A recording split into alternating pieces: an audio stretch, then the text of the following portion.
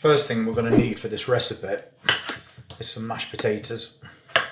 So I've peeled a few potatoes and we'll get them chopped into little pieces because then they'll soften a lot quicker.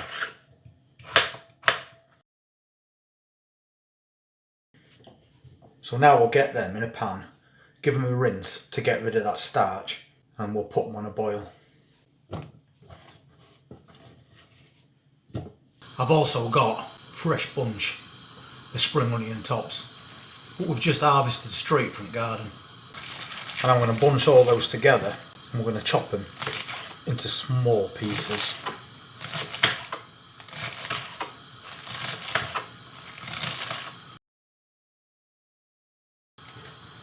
And that should be plenty. And now we've softened those potatoes, we're going to mash them. But don't add any butter when you do this.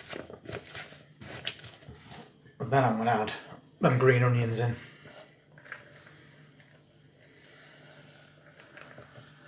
And some garlic granules. And add this to your own taste, that's up to you. And paprika as well. And again, to your own taste.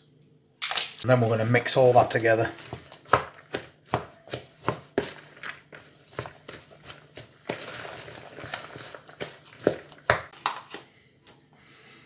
I'm also going to add a couple of tablespoons of cornstarch. And again, I'll mix that all up. Just so everything's got a nice coating on it. I'm just going to pop that in the fridge for about 30 minutes to cool it down and make it a bit firmer than what it is now.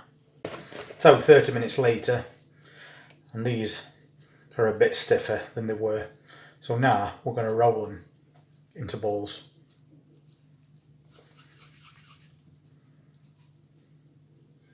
Whatever size you want.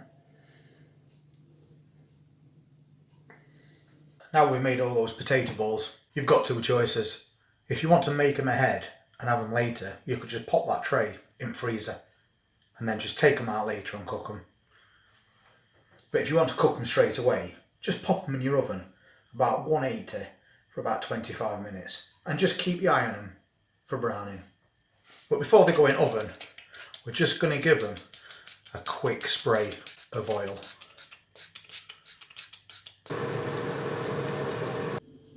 So there we go, 30 minutes later, lovely crispy potato bites. If you've never tried these before, give them a go. Let me know what you think. And if you're interested in seeing other recipes we're going to be doing over the next few weeks, please hit that subscribe button and press that notifications bell. And we'll see you next time. Take care.